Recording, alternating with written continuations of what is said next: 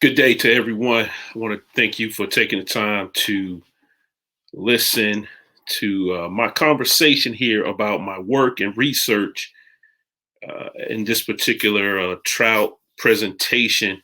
They asked us to talk about some of the things that we are doing in our particular studies. My name is Brian Folks, by the way. I am a PhD student at Chicago Theological Seminary, and my field is Black religious thought and culture. My work is centered around the unmaking within the theo-creative while I wrestle with James Baldwin and John Coltrane. Um, and what I am thinking about is working on this concept that centers around the fact that art is not only dangerous, but it dismantles and it also creates and potentially that work unearths the deepest form of beauty in the foulest of places. And that's kind of working off Toni Morrison, or what she denotes as art that requires a critical conversation about being human. In comparison, art as a theological practice, envision God as a disciplined creator creating within the infinite and the borderless. And James Baldwin kind of rips off this and kind of takes this a little further in his lecture, The Moral Responsibility of the Artist. And he says he wrestles with the collision that occurs when the invented God of America and the creative vision of the artist begins to ask questions of humanity. He refers to this event as a collision to represent an emphatic reiteration, as he proclaims, because people don't want to see their deepest intimations confirmed. Baldwin views artists as probably the only people who can really bring society into a place, because they are the few who choose to be honest and tell the truth about what's happening in the world. He sees artists as the ones having the ability to galvanize the creativity, to exegete from the captive space of the ugly. In other words, the artists have been blessed with the foresight to see the beauty within the grotesque. We also find this type of reverence or foresight in the artistry of John Coltrane. During our interview, John Coltrane tells the interviewer, he says, "I want to develop a method that if it's not raining, I can play and it starts to rain. If my friend needs money, I can play and develop some sound, and money will come in an abundance form. If they're sick, I could play and music will provide a form of healing," because he understood that art had this particular way of perfecting things that were imperfect. The unmaking of the theo-creative for Baldwin and Coltrane embodies an engagement of unhinging from the white gaze, while simultaneously embracing how the Black experience has been cultivated by the community. Now, the theo-creative is the artist being consciously inspired by the moment, while their creative response assumes transcendence. Therefore, the theo-creative is not merely a moment, a movement, or an occurrence. It is also the person. It's the artist understanding how their artistry cultivates and reconfigures. The theo-creative is where art expands the conversation while theologically struggling to provide solutions for what George Yancey describes as the quotidian social spaces. So you could see this in the work, maybe a Public Enemy in The Black Steel of Chaos, or John Coltrane's Alabama, where he plays out sonically the speech of Martin Luther King in Alabama. This is what is art performing as an unmaking, a reconfiguring of the space to become a proponent of Black eruptions. The unmaking within the theo-creative conjures an artistic moment where perfection is not automatically centered on social cultural vocabulary, as denoted by A. Sean Crawley. Rather, the most important factor becomes, how does art register in the spirit of the people? Simply put, how does it make you feel? So the unmaking within the theo-creative forms a distrust, a radicality, and a subversive disposition which dominate ideologies and theologies that refuse to interrogate white European gaze. And as one of my professors, Dr. Joanne Terrell, says, it's an artist, being an artist is a given. Becoming conscious of one's artistry and becoming conscientious as an artist depends on having or developing a sacramental theory of perception. Terrell readily designates that the sacramental aspect of art must first be secured within the artist and the artist's gaze, therefore not merely offering a response, but producing a work.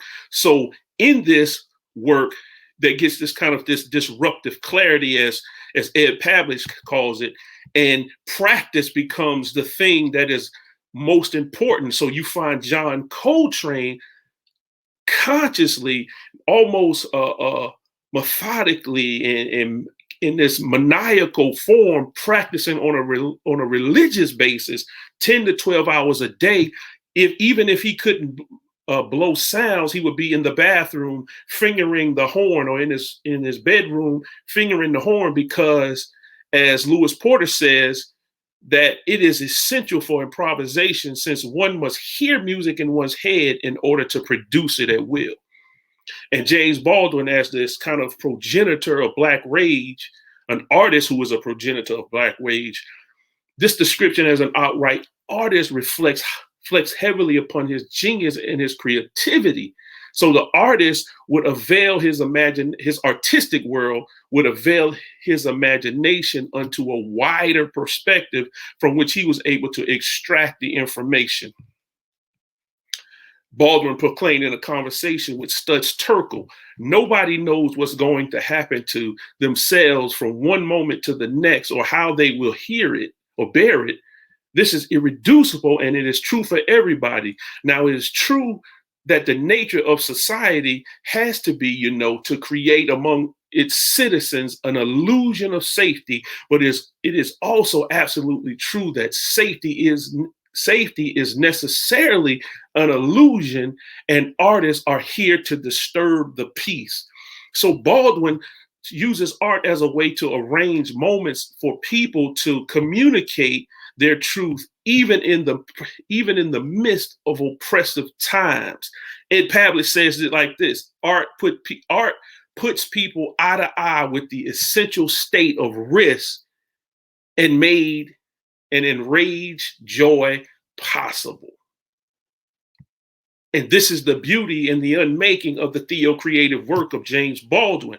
He is constantly reworking the accusation that God abandons Black people and allows these atrocities to dismantle the lives of Black folks. So Black rage then serves as his theo-creative form to release his artistic expression, which then revises his understanding of the Imago Dei.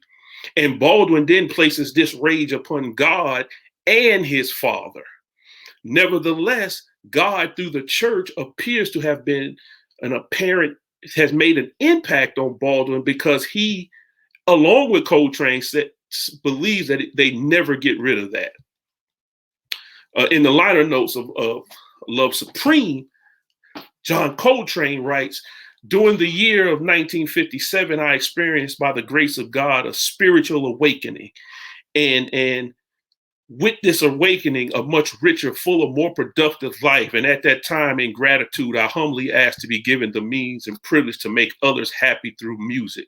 So we find Coltrane now taking on this ontological perspective of being music and having music and art embodied into himself, so much that his wife, Naima at the time says he became 90% saxophone. And so Coltrane's theocratic movements or moments are centered around his relationship with the saxophone. And so this collision between the saxophone and Coltrane begins to play out because he's trying to reimagine fatherhood and relationship because his father, his maternal grandparents, and his uncle passed within months of each other. And this is prior to him picking up the saxophone. And so for Coltrane, playing meant this was this way of finding righteousness. And he found salvation through the saxophone, as Ashley Kahn says. So the three are creative for both Coltrane and Baldwin. They have these particular entities in their life. For Baldwin, is the typewriter, and for Coltrane, it's the saxophone. Baldwin was afraid to go to the typewriter because he knew that was his place where it was kind of this chaotic love affair where he had to release the sacred thoughts that were in him, but it was also this opportunity to manufacture this type of anguish that was attacking him. So he was always had this opportunity to go and share, as he calls it, this kind of passionate detachment that was happening. Coltrane, for him, it was an opportunity to get back in close connection with his family. The sudden deaths of all his family, his father particularly, appeared to leave an aperture to which the saxophone could creatively satisfy. Coltrane's love for the saxophone, as I said previously, put him at a place where he would practice 12 hours a day.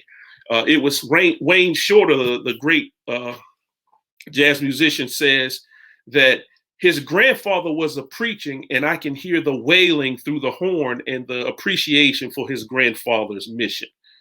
And so Shorter is positing an inevitable resurgence of spirituality that emerges through the artistry of Coltrane as he is chasing lost time with the men, his father and the father figures in his life. So I conclude with this. The unmaking within the theo-creative is Black performance awakening to the historical value of culture, because art produces itself in the means of the crumpled and the creases of struggle. Black folks have and had to be creative in order to survive. Baldwin and Coltrane are products of a people, whereas Fred Moten denotes, Black performance was a means and a practice of resistance. With Blackness and God's servicing as a connected, never-ending muse, the quest to reshape humanity avails itself as a total disruption for these two artists. Their art mimetically induced their lives, or in the words of Sonny Rollins, I'm not supposed to be playing. The music is supposed to be playing me. I'm just supposed to be standing here with the horn, moving my fingers. The music is supposed to be coming through me. That's when it's really happening. And that, my friends, is what I believe theological education does in the future. It's coming through me, and it is kind of using the theologian as an instrument. Thank you.